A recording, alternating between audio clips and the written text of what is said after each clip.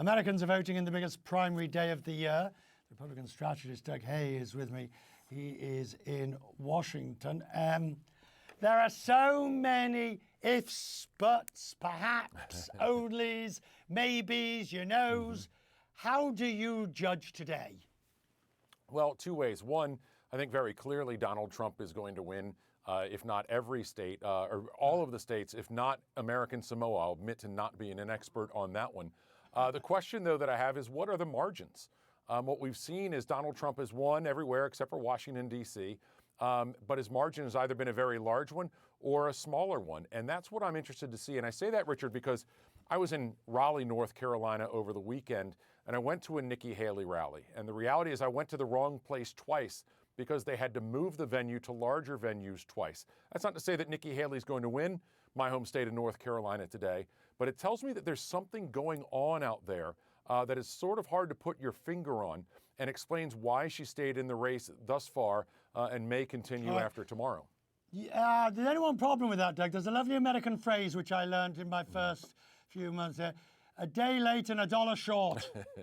I don't disagree with you, but ultimately what we're seeing speaks a lot to what's happening in the general election. Donald Trump has a problem in that if he is the presumptive nominee, if he's the person who dominates our party, and by and large he does, 30%, 40% in various states are saying no to him. Now, Joe Biden has a similar problem, as we saw in Michigan.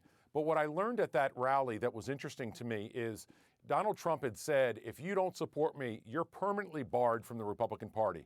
Nikki Haley's team very smartly had a lot of T-shirts that said that.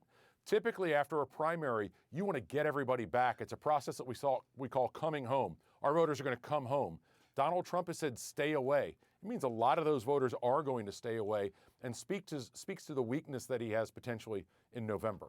Do you think that this time he will take, once he is the nominee, he takes a page from the Democrats' book, get postal vote, get the mail-in vote out?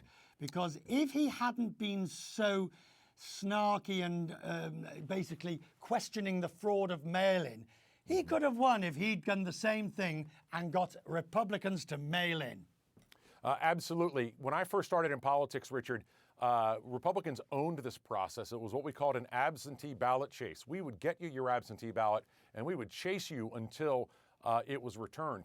Donald Trump sort of threw that away. He now knows that that's valuable for Republicans, but he has sowed so much doubt into this process, into our elections writ large, as we saw in Georgia, both by his losing it and then two Republican senators losing in runoffs, that it's harder for him to make that case. How do you view it now that it's almost certainly that Donald Trump will be the nominee, or the presumptive, or the heir, but whatever you want to phrase, you know what I'm saying here.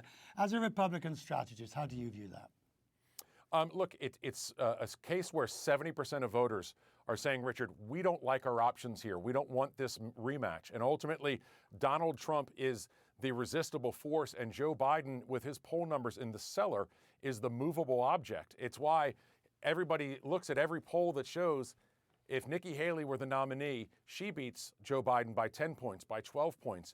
If you had a Gavin Newsom or a Gretchen Whitmer, that Democrat would beat Donald Trump by a big margin. Ultimately, that's not happening, and it's why we see a result that's going to go down to the wire most likely in November. I'm grateful for you, sir. We'll talk many times between now and then. Thank you.